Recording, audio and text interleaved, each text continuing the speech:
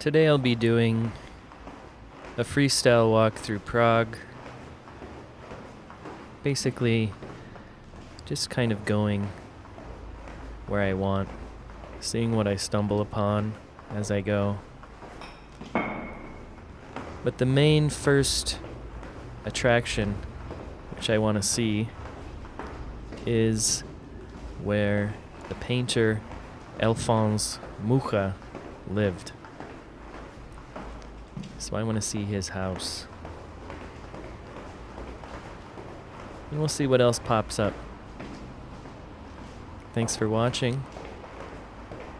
This is a slow walking tour video of Prague with my own narration on top of it. I like to look at things that I see and give some historical context for them and my own thoughts. We're here at the Malostranska metro station. So that right there is Malostranska.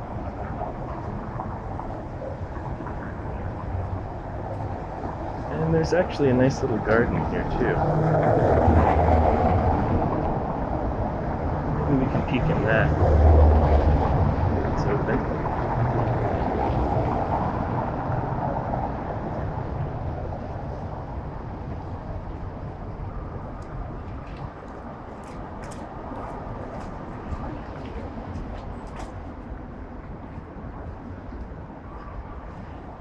Pretty nice garden for a metro station.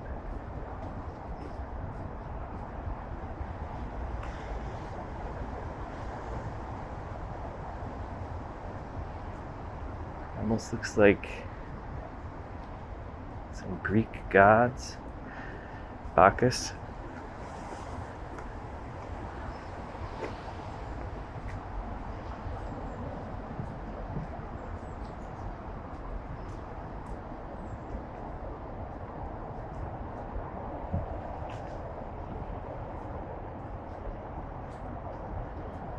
National Gallery of Prague is right there.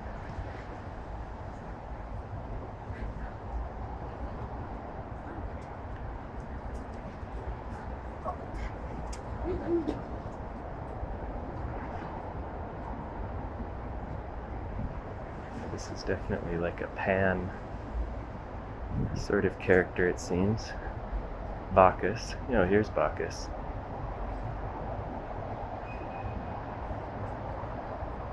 I like this sheep head. It's nice. Athena, maybe? Head on a serpent. So yeah, it's a nice little area. There's a cafe here as well. You get a coffee here. And there's a much larger park on the other side here. We can go check that out at a later date. And it's got the same sort of themes of Greek statues, big fountain of Hercules fighting a snake. And you can see the castle up there to the left. The beginning of the castle complex, that is. Prague does have the largest castle complex in the world, actually, meaning all the buildings conjoined. Of course it's raining. If you're going to be in Prague in September, you're going to need an umbrella.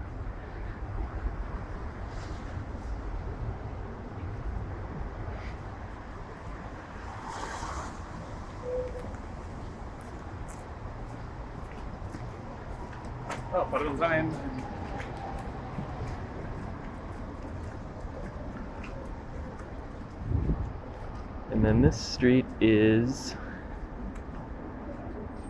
Valjenska.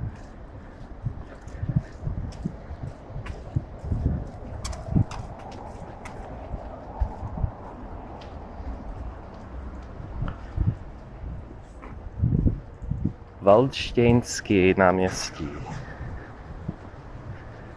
Valštěnské.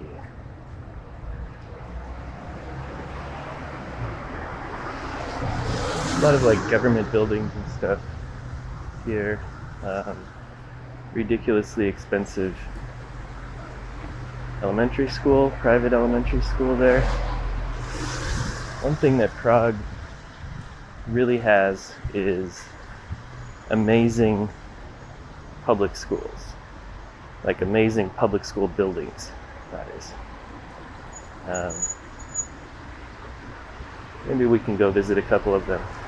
But they'll have just these unbelievably beautiful public schools, and they're just functioning elementary schools. You see these big beautiful buildings with these little kid drawings in the windows.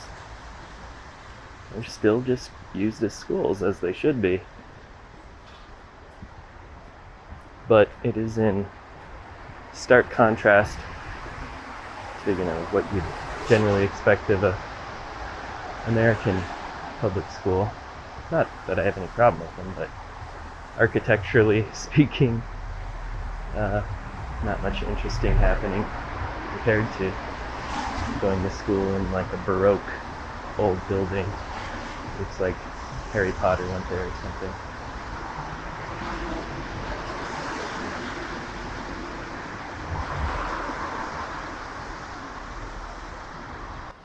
Malostranska, the name of this area, basically translate to smaller quarter or lesser, lower, as well. Primarily because it's situated underneath the Prague Castle. And this area would have been populated with a lot of people that would have worked at the castle, but also just merchants and people, cobblers and this sort of stuff. But definitely because it was so close to the castle, it had a very specific importance in relation to it.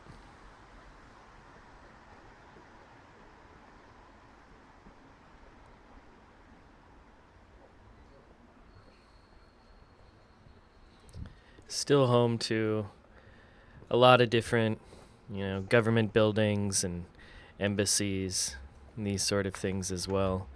Because, of course, the Prague Castle, while being a huge tourist attraction, is also the seat of Czech government.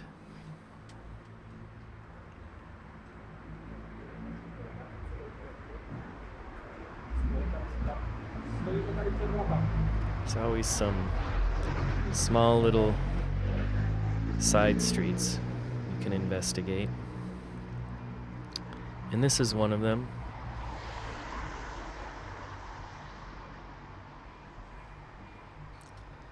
So you could imagine this entire region would be full of all sorts of different craftsmen, blacksmiths, carpenters, masons, weavers, tailors, shoemakers, potters, glassblowers, all these different specialized trades. And of course back then they would have an apprenticeship system where a teenager would have to apprentice under a master craftsman to learn the trade. And then after completing an apprenticeship, they'd become journeymen, and they'd travel to different cities where they would refine their trade even more and more. And of course, some of them would form into guilds, which would basically just be a group of craftsmen, sort of an association associated with their specific trade that they did. And they would actually start creating, like quality standards and negotiate with local authorities. But of course they contributed greatly to the architecture of the city and the local economy as well. But in this area in particular, it would be absolutely full of all these different types of shops. If you look a bit underneath the surface of any of these buildings, you'll find a rich cultural history that goes back decades, centuries, millennia. Really. It's pretty crazy to think, having grown up in the United States, and a lot of the architecture which we see is only a couple decades old. Tunovska.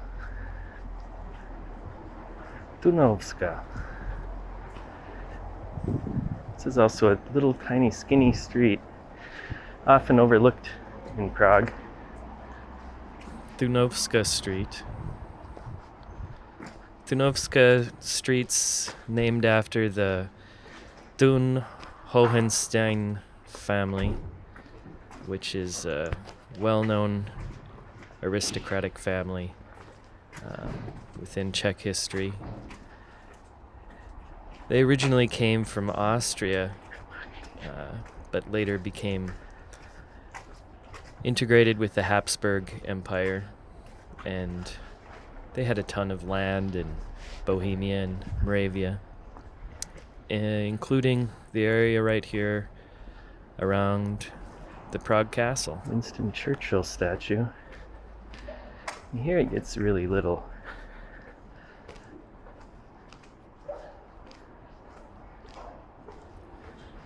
One really practical aspect to having these narrow passages like this leading up the hill towards the castle is simply for defensive purposes. So a narrow passage like this would be much easier to block off and stop somebody that wanted to invade into the castle. But this is all, everything that you're seeing here is based upon medieval city planning, and the streets still exist to this day. Here is the home of Tomáš Masaryk, first president of Czech Republic.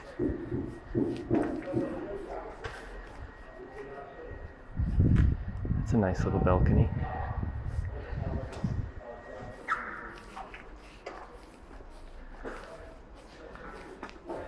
Nice. Chodníku zavřen, jo.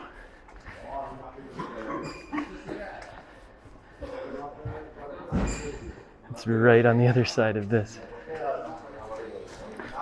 So all these old cobblestones would also be pretty accurate for how they were in medieval times as well.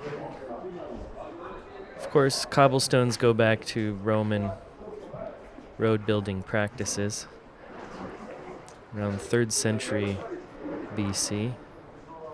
Just a really simple and durable way to maintain a road, even with cars driving on them. They stand up pretty well. So I think that's the house over there. I'm on the wrong side of it. Might as well go through the top. All of these old walls everywhere in Prague have a lot of different stories as well. One really interesting one, this wall became all along the castle's fortifications to give people jobs, and because they were starving. And this wall became known as the Hungry Wall because it's believed the wages paid for its construction helped feed, the hungry residents of Prague.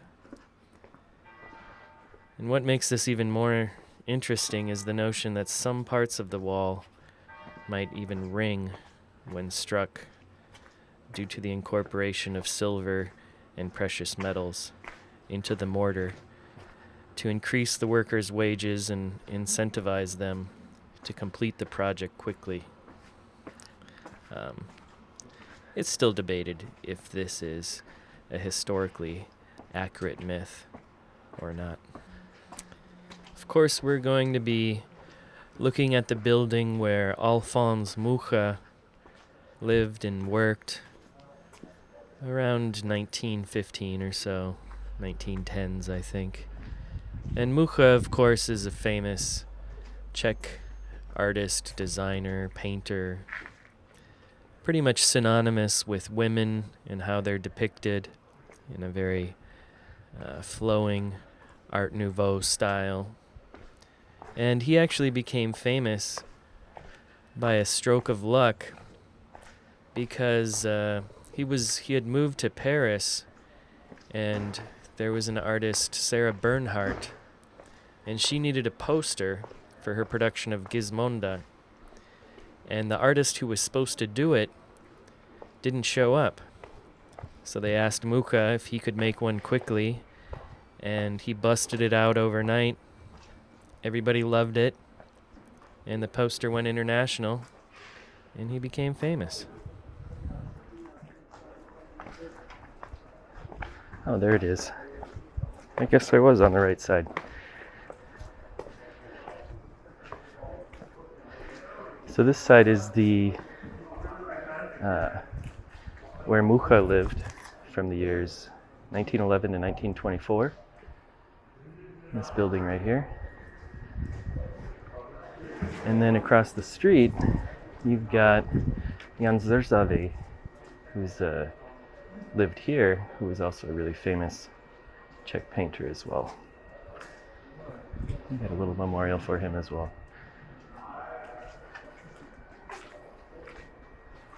These old locks, doors. I don't want that thing to fall on my head.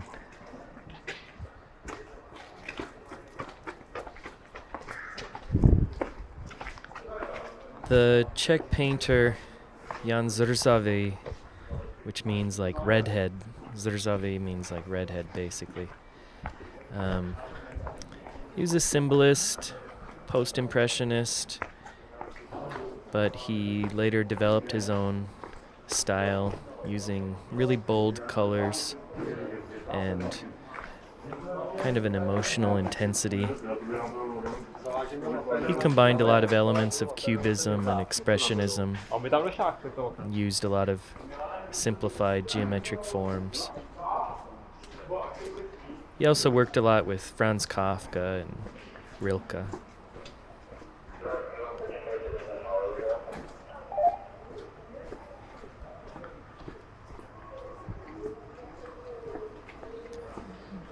One thing about Zrzavi was that he had a really deep appreciation for traditional folk cultures and kind of what have been considered lowbrow sort of culture and painting back then, things associated with peasants and folk culture. Looks like a sneak attack, but let's go the nicer way.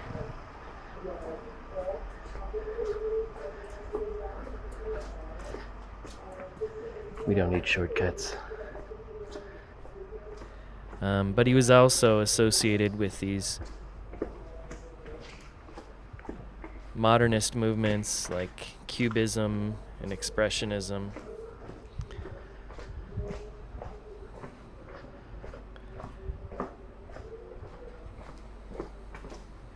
But Zrzavi was known to frequent a lot of different traditional Czech villages where he would,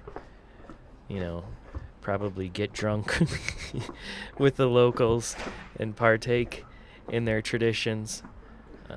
But he really loved folk festivals, music, costumes. And interestingly enough, Zrzavi's interest in folk culture led him to create these really odd self-portraits where he would sometimes portray himself wearing traditional Czech folk costumes, and he'd kind of juxtapose this with a modernist style and kind of these timeless elements of Czech heritage, really.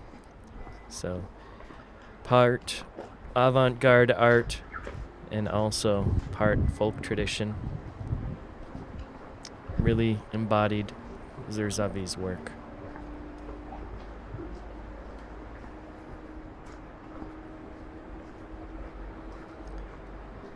Alphonse Mucha, of course, while he was living here in this area, would have been painting the Slav epic, which was his big passion project of these ridiculously huge canvases. 20 of these huge canvases measuring 6 meters by 8 meters each. So when you start a project like that, you can imagine the type of ambition that he must have had. And basically it was his magnum opus, reflecting his connection to Slavic heritage and his desire to contribute forever to the cultural identity of his homeland. And the series of painting really aimed to illustrate and kind of celebrate the struggles, triumphs, and cultural richness of the Slavic nations throughout history. There's a lot of different individual paintings within the Slav epic as well. But overall, you can just imagine it as these 20 insanely huge paintings, each having a different theme and covering a different historical period. And there's kind of legends that are blended in with it. He blended in myths as well as realistic depictions of historical events that actually happened. So there's kind of an interesting fusion of myth and reality present in a lot of these paintings. And so you could look at some different paintings within it, like the Slavs in their original homeland, and showing kind of scenes of early Slavic life and their connection to nature and the tribal culture that existed at that point as well. But he also had a lot of religious and spiritual themes within his paintings. And he has one in particular about the moment the Slavic people are introduced to Christianity by Cyril and Methodius. And he also has the Oath of the Three Kingdoms, which is a depiction of a legendary event in Czech history when the rulers of Bohemia, Poland, and Hungary pledged their allegiance to Saint Wenceslas. Of course, he's got a painting celebrating the Czech religious leader Jan Hus, religious reformer, and he portrays his defiance against religious corruption and a quest for truth. So he has all these different paintings from all these different periods within Czech history. And altogether, the Slav epic was intended to be a gift to the city of Prague and the Czech nation. However, he couldn't find a place to really put it. It was so huge that it became kind of a pain.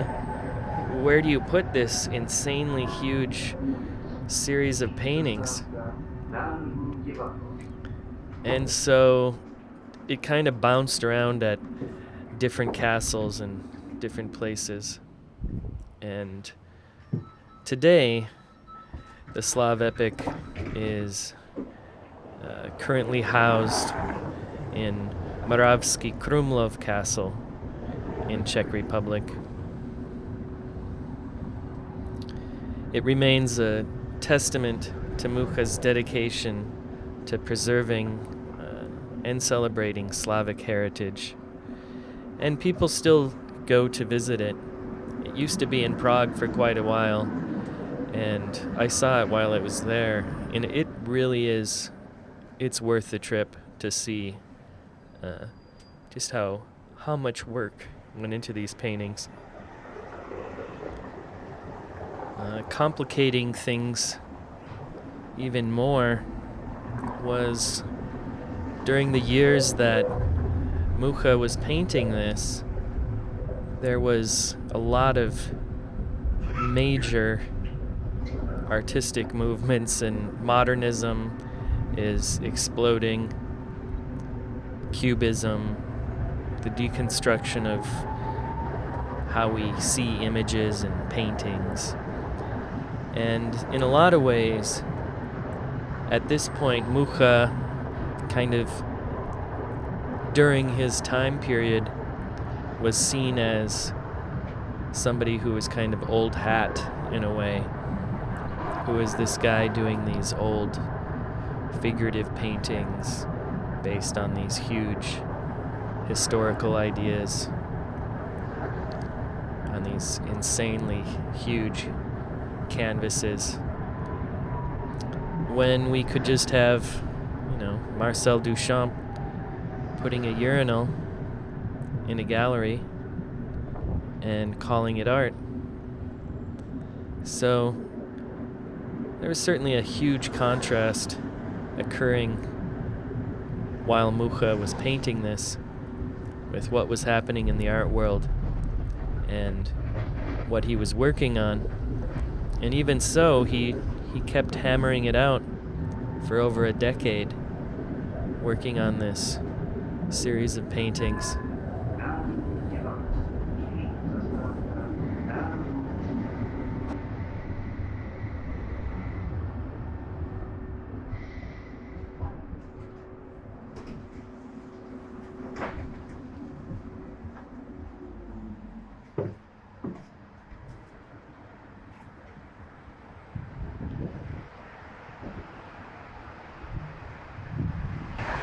Národní divadlo Theater, the National Theater.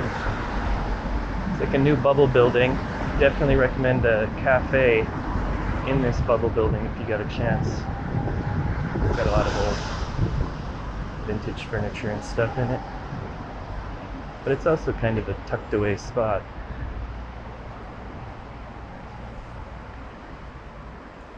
These little photo booths have popped up around Prague. They're basically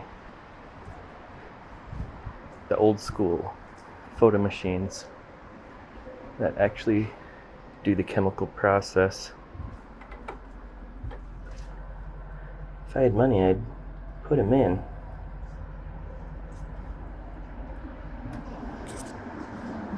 And then this square here, this is where all the BMX kids ride around.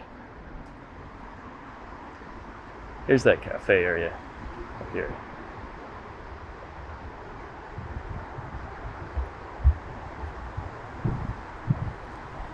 But yeah, you just go up this staircase inside this building here. I imagine this is probably Karel Prager built this as well. But you go up the staircase here, and it's called Cafe Nona.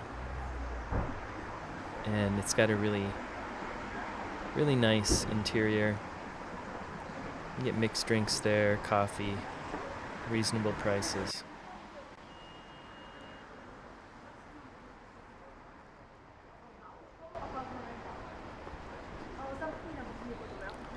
But the architect for that building, which is sometimes referred to as the bubble building, is the Novatsena, which is like the new stage of the National Theater. And it's made by the architect Karel Prager. Karel Prager. It's the best I can do. But he's a Czech architect who is a modernist. And he was a painter as well, actually. He made paintings too. But he really, I guess you could probably put him in kind of a brutalist camp. Maybe some architecture nerds will be upset with me for that, but he used a lot of really simple materials like concrete and these sort of things. But he was still a modernist, emphasizing things like functionalism and minimalism in a lot of his work, which is in stark contrast to a lot of the extensive ornamentation we see all around Prague. But he still wanted to create structures that were aesthetically pleasing. So he wasn't a complete brutalist in the sense of that you didn't want the building to have any aesthetic value. It was just completely functional.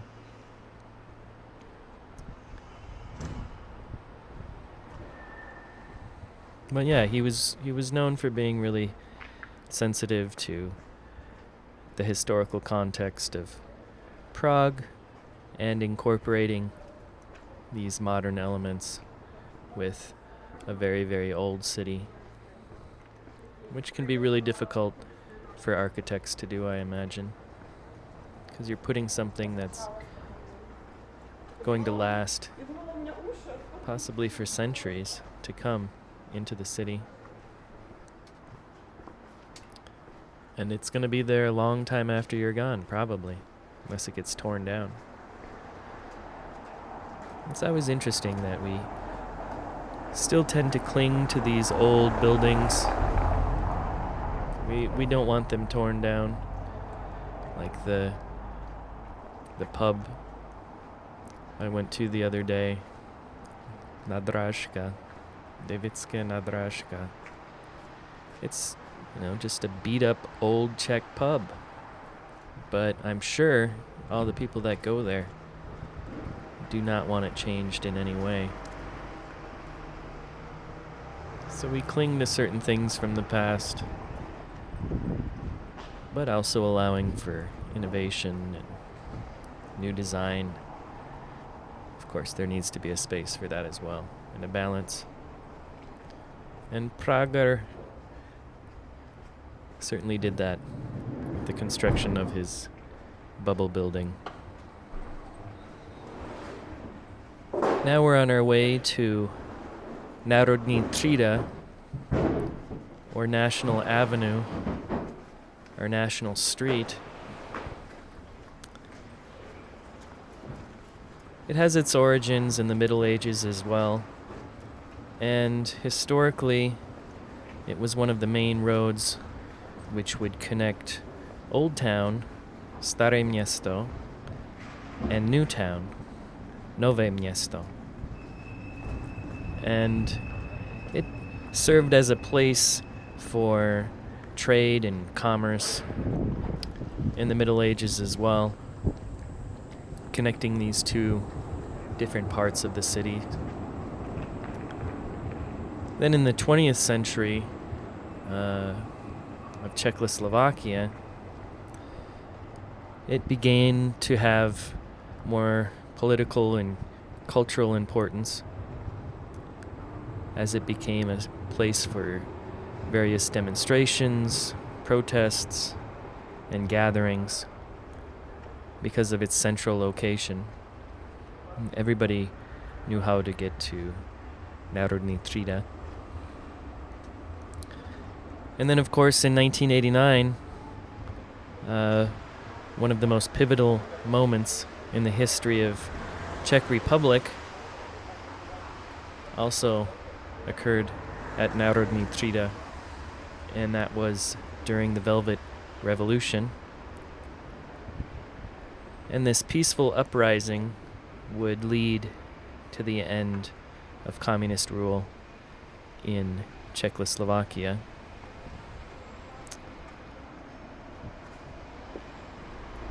And here is the Kafka monument by David Černý, local artist.